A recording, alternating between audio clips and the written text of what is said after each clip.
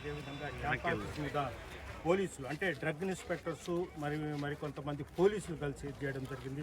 ఒక భయంకరమైన వాతావరణం అయితే సృష్టిస్తారు. దీని మీద మాట్లాడేందుకు మాజీ మంత్రివర్యులు నారాయణ గారు మనతో ఉన్నారు. ఆయనతో మాట్లాడారు. అసలు ఎందువల్ల జరిగింది ఏమంటారు? ఇదంతా కక్ష సాధింపు అండి, అంతకుమించి ఇంకేం లేదు. ఎందుకంటే డ్రగ్ ఇన్స్పెక్టర్స్ వాళ్ళు వచ్చి మెడికల్ షాప్లో ఇన్స్పెక్ట్ చేయటం సహజం, తప్పు లేదు, అది చేసుకోవచ్చు, ఆడిటింగ్ చేసుకోవచ్చు, అన్నీ చేసుకోవచ్చు. ఏదైనా ఇర్రెగ్యులారిటీస్ ఉంటే వాళ్ళు నోట్ ఇచ్చి వాటిని రెక్టిఫై చేయమనొచ్చు, అది వాళ్ళ బాధ్యత.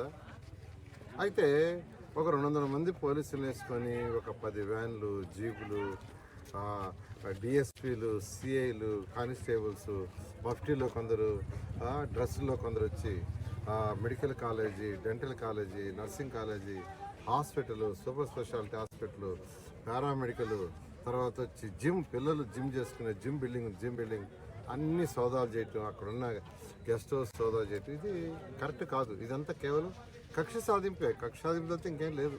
ఎందుకంటే వచ్చిన తర్వాత దేనికి వచ్చి చెప్పాలి మామూలుగా. లేదా ఒక ఇస్తారు, మేము పలానా సర్చ్కి వచ్చాం, ఇదైనా ఇస్తారు, లెటర్ ఇస్తారు, ఎక్కడైనా ఏదైనా కానీ. ఏమీ లేదు. అక్కడ మా అందరూ భయపడిపోయారు, భయభ్రాంతులు అయిపోయిన తర్వాత అడిగితే ఎందుకు వచ్చారంటే ఇక్కడ గంజాయి అమ్ముతున్నారని, అది అమ్ముతున్నారని చెప్పారు. దానికి కూడా అందరూ భయపడిపోయారు. ఎందుకంటే నారాయణ ఇన్స్టిట్యూషన్స్ 44 సంవత్సరాలు, ఇంతవరకు ఎక్కడా చీమంత కూడా అటువంటిది లేదు. ఉంటే ఈరోజు 28 రాష్ట్రాల్లో 6 లక్షల మంది విద్యార్థులు చదవరు, 50,000 మంది ఎంప్లాయీస్, 50,000 కుటుంబాలు డైరెక్ట్గా నెల పిఎఫ్, టీడీఎస్ కడుతూ ఈరోజు ఉద్యోగం చేస్తున్నారు. 50,000 మంది ఇండైరెక్ట్గా ఉండారు, సెక్యూరిటీ గార్డు వాళ్ళందరూ. అలాంటి ఆర్గనైజేషన్లో ఈరోజు వాళ్ళు గంజాయి అమ్ముతున్నారని సెర్చ్ చేయటం నిజంగా తప్పదు. వచ్చిన వాళ్ళు నిజంగా పర్పస్ చెప్పచ్చు. అయితే ఫైనల్గా 4 నుంచి 8 దాకా ఇంట్లో చేశారు అక్కడ సోదాలు, 4 నుంచి 10 దాకా హాస్పిటల్ అంతా చేసి. అయితే నేను హైదరాబాద్ నుంచి వస్తున్నాను, నేను అడగమన్నా అధికారులు వాళ్ళు చేసిన సెర్చ్ యొక్క రిపోర్ట్ మాకు ఇవ్వండి అని. ఆ తర్వాత మా వాళ్ళు అడిగితే ఈవినింగ్ ఒక రిపోర్ట్ ఇచ్చారు. అంటే చక్కగా మేము ఇక్కడ డ్రగ్ కంట్రోల్, డ్రగ్ వెరిఫై చేయడానికి వచ్చాము. డ్రగ్స్ అంటే మెడికల్ షాపులో మందులు అమ్మటంలో ఇర్రెగ్యులారిటీస్ ఉన్నాయని, ఏదో మందులు తయారు చేసి ఇక్కడ అమ్ముతున్నారని మాకు కంప్లైంట్ వచ్చింది. దానికోసం వచ్చామని ఒక చిన్న రిపోర్ట్ రాసి చక్కగా ఇచ్చిపోయారు. నిజంగా దారుణం సార్. ఇంకోటి, మామూలుగా మేడం రమాదేవి మేడం ఇంట్లో ఒక్కరే ఉన్నారు. అదేవిధంగా బీరువాలతో సహా పగలగొట్టారు. తాళాలు లేవని చెప్పిన బీరువాలు కూడా పగలగొట్టారు. అంటే యాక్చువల్గా ఆ ఇంట్లో ఎక్కడైతే ఇంట్లో ఉండారో అక్కడ యాక్చువల్గా కొన్ని ఓపెన్ చేసి ఇచ్చారు, కొన్నిటికి తాళాలు అప్పుడు లేనప్పుడు అవన్నీ ఓపెన్ చేయాల్సింది ఇప్పుడే. అంటే నేను యాక్చువల్గా నాకు చెప్పారు, వాళ్ళకి కావాల్సింటే బ్రేక్ చేసుకోమని. నాకు ఎటువంటి అబ్జెక్షన్ లేదు, బ్రేక్ చేసుకోమని. వాళ్ళు బ్రేక్ చేసుకున్నారు. ఎందుకంటే నేను దాన్ని దాచిపెట్టి మీరు బ్రేక్ చేయడానికి లేదంటే అక్కడేదో ఉందనుకుంటారు, అది మళ్ళీ ఒక పెద్ద అలిగేషన్ వేస్తారు. అంతేకాకుండా టీవీలో అందరూ బొమ్మన్నాను. ఆ భయం ఏంటంటే వాళ్ళే తెచ్చిపెట్టి అక్కడ ఇక్కడ గంజాయి దొరికిందని రిపోర్ట్ రాస్తే అన్యాయం అయిపోద్దని టీవీలో అందరూ పొమ్మన్నాను. టీవీలో అందరూ కూడా ప్రత్యేకంగా ధన్యవాదాలు చెప్తున్నా. వాళ్ళందరూ పోవటం, దగ్గర ఉంటే చేయటంతో.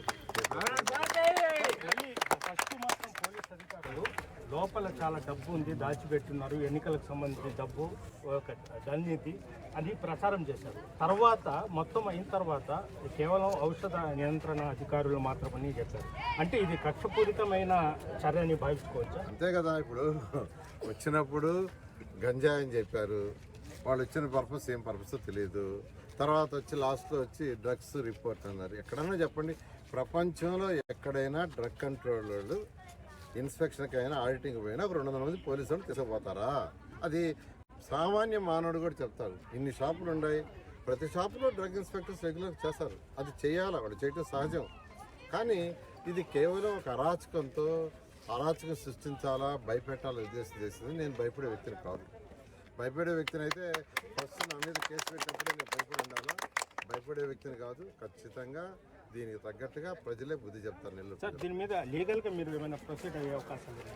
అంటే లీగల్గా ప్రొసీడ్ అవుతామని వాడు చాలా తెలివిగా డ్రగ్స్ కంట్రోల్ వాడు ఇన్స్పెక్షన్కి వచ్చామని చెప్పి ఆ రిపోర్ట్ ఇచ్చేసి పోయారు. ఖచ్చితంగా పర్సూ చేస్తాం లీగల్ వర్క్ ఖచ్చితంగా.